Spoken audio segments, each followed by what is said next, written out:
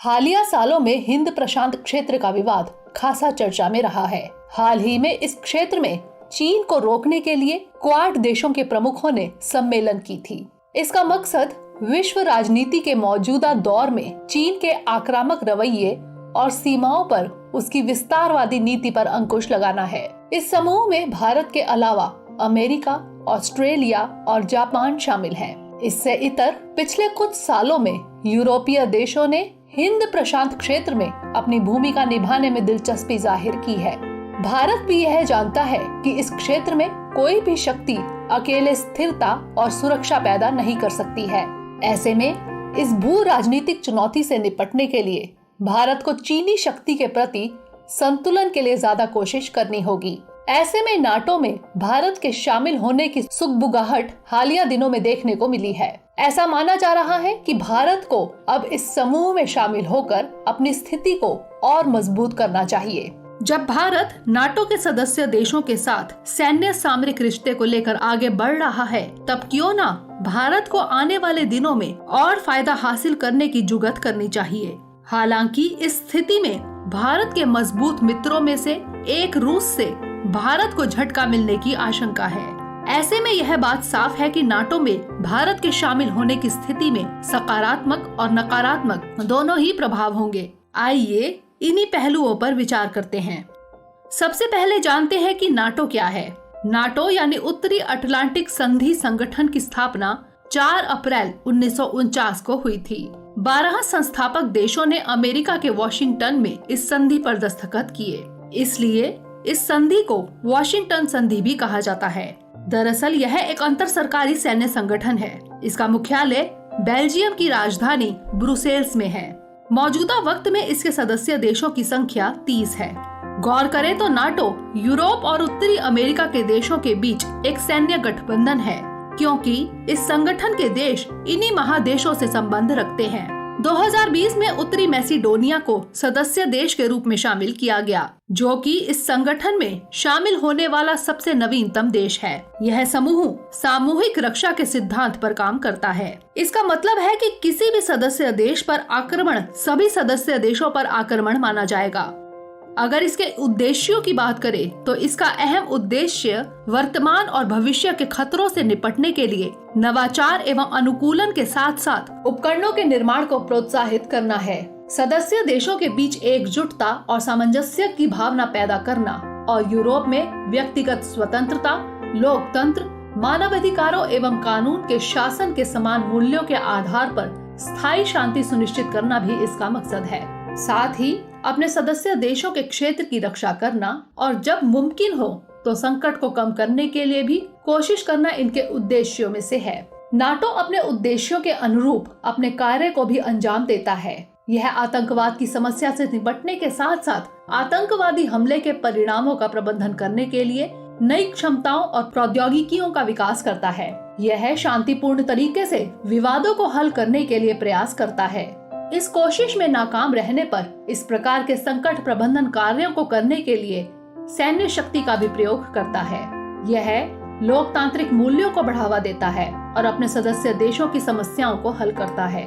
साथ ही यह रक्षा और सुरक्षा मामलों पर परामर्श और सहयोग की अनुमति भी देता है। इसके मुख्य कार्य सामूहिक सुरक्षा, संकट प्रबंधन और सहकारी सुरक्षा है।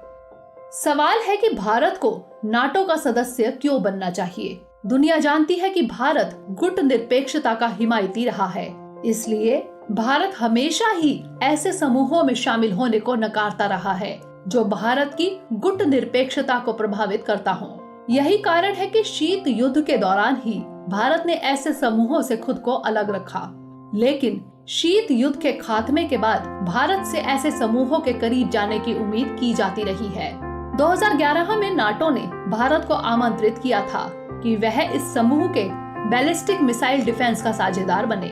नाटो संधि के अनुच्छेद 5 में प्रावधान है कि नाटो के किसी भी सदस्य देश के खिलाफ हमले को गठबंधन के सभी सदस्यों के खिलाफ हमला माना जाएगा। इतना ही नहीं, नाटो हमलावर के खिलाफ संयुक्त सैन्य कार्रवाई का आह्वान भी करेगा। ऐसे में यह माना जा रहा है कि अगर भारत नाटो का सदस्य बन जाता है तो यह चीन और पाकिस्तान द्वारा भारत पर हमले करने के मार्ग में रुकावट पैदा करेगा। इसके अलावा सैन्य सामरिक नजरिए से भी भारत को नाटो का सदस्य बनना चाहिए। इसकी वजह है कि नाटो के कई सदस्यों के साथ भारत का सैन्य आदान प्रदान के क्षेत्र में सहयोग है और इसलिए भविष्य में दुनिया के सबसे शक्तिशाली संगठन के साथ सैन्य रणनीतिक गठबंधन से भारत फायदा हासिल कर सकता है। इससे इतर देखें तो मौजूदा बहुआयामी युग भारत को नाटो से अलग रहने की इजाजत नहीं देता। भारत चीन और विकासशील देशों के साथ मिलकर अमेरिका के खिलाफ विश्व व्यापार संगठन से गठबंधन करता है। वहीं अमेरिका, जापान और ऑस्ट्रेलिया के साथ एक क्वाड पर सहमति जताते हुए चीन का विरोध करता है। साथ ही मिस्र और इजराइल दोनों नाटो सहयोगी हैं, जिनका रूस के साथ रक्षा संबंध है। यानी जब भारत दुनिया के देशों के साथ अलग अलग समीकरण पर काम कर सकता है तो अपने हित को ध्यान में रखते हुए नाटो के साथ भी काम कर सकता है। हालांकि कुछ ऐसे भी तर्क दिए जाते हैं जो इस बात की ओर इशारा करते हैं कि भारत को नाटो से दूरियां बनाकर चलना चाहिए। नाटो सदस्य बनने के विपक्ष में क्या तर्क दिए जा रहे हैं? ऐसा माना जाता है कि जब नाटो खुद आंतरिक संघर्ष को झेल रहा है तब भारत को ऐसे समूहों की सदस्यता ग्रहण करने का कोई औचित्य नहीं है। दरअसल नाटो सदस्य सैन्य बोझ को साझा करने और एक आजाद सैन्य भूमिका के लिए नाटो और यूरोपीय संघ के बीच सही संतुलन बनाने के बारे में परस्पर विरोधी राय रखते हैं। साथ ही नाटो सदस्य रूस, मध्य पूर्व और चीन से संबंधित नीति पर भी असहमत है। दूसरा, नाटो का सदस्य बनने से भारत और रूस के बीच लंबे समय से स्थापित मजबूत संबंधों पर प्रतिकूल प्रभाव पड़ने की भी आशंका है। हालिया सालों में रूस ने अमेरिका के साथ भारत के बढ़ते सामरिक रिश्तों पर अपनी नाराजगी जाहिर की है। यानी अमेरिका से भारत की बढ़ती दोस्ती इसे रूस से दूर लेकर जा रही है। नतीजतन यह चीन और रूस के बीच स्थापित संबंधों को और अधिक मजबूत कर रहा है, क्योंकि भारत अभी भी रूसी सैन्य उपकरणों पर बहुत ज्यादा निर्भर है। इसलिए नाटो में शामिल होने से भारत को झटका लग सकता है। एक पक्ष यह भी है कि नाटो का सदस्य बनने से भारत दुनिया भर के अलग अलग संघर्षों में भागीदार माना जाएगा और भारत हमेशा ही उन सब का विरोध करता रहा है। ऐसे में नाटो में शामिल होना भारत के लिए नकारात्मक पक्ष होगा। फिर सवाल है कि आखिर आगे की राह क्या हो? गौर करें तो उत्तर अटलांटिक संधि संगठन के साथ काम करने के लिए भारत को दिए जाने वाले सुझाव को आमतौर पर ठंडे बस्ते में डाल दिया जाता है, लेकिन हाल के सालों में देखा गया है कि भारत ने अपनी विदेश नीति में कई राजनीतिक पाबंदियों को तोड़ा है। हालांकि नाटो से बातचीत करना उनमें शामिल नहीं है। सवाल है कि नाटो के साथ नियमित बातचीत भारत के लिए अकल्पनीय क्यों है? दरअसल शीत युद्ध के दौरान नाटो से भारत के अलग थलग रहने के पीछे भारत की गुट निरपेक्षता वजह थी। वर्ष 1989 से 91 के दौरान शीत युद्ध खत्म होने तक इस तर्क का थोड़ा औचित्य भी था, लेकिन तब से नाटो ने कई तटस्थ और गुट निरपेक्ष देशों के साथ साझेदारी की है। भारत नाटो वार्ता का सीधा सा मतलब होगा कि वह एक सैन्य गठबंधन के साथ नियमित संपर्क में है, जिसके अधिकांश सदस्य भारत के सुस्थापित भागीदार हैं। अगर भारत इंडो पैसिफिक पर विचार विमर्श में अनिच्छुक रूस को आकर्षित करने के लिए उत्सुक है, तो यह समझ से परे बात है कि भारत नाटो के साथ वार्ता करने से बच रहा है, क्योंकि अब एशिया के इस क्षेत्र में नाटो की भूमिका बढ़ रही है। इससे इतर भारत नाटो के कई सदस्यों मसलन अमेरिका, ब्रिटेन और फ्रांस के साथ सैन्य आदान प्रदान करता है। ऐसे में नाटो के साथ बातचीत से भारत को परहेज क्यों है? जब भारत शंघाई सहयोग संगठन के 2 देशों पाकिस्तान और चीन के साथ सैन्य अभ्यास कर सकता है, जिसके साथ गंभीर सुरक्षा समस्याएं हैं, तब भारत को नाटो से बातचीत क्यों नहीं करनी चाहिए?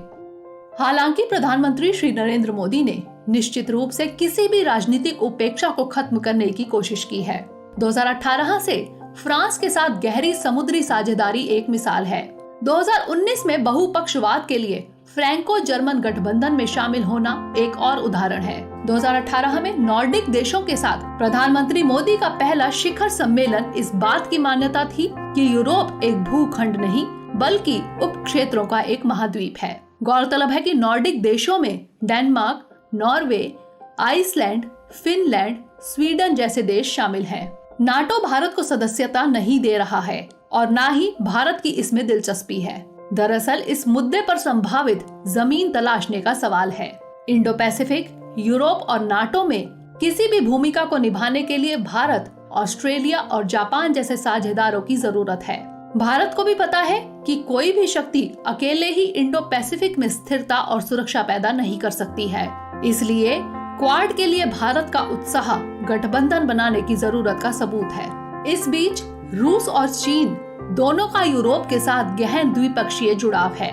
रूस और नाटो के बीच टकराहट जरूर है, लेकिन कई यूरोपीय देश रूस को बातचीत के लिए आमंत्रित करते हैं। ऐसे में नाटो जैसे प्रमुख यूरोपीय समूह से भारत की दूरी हैरानी की बात है।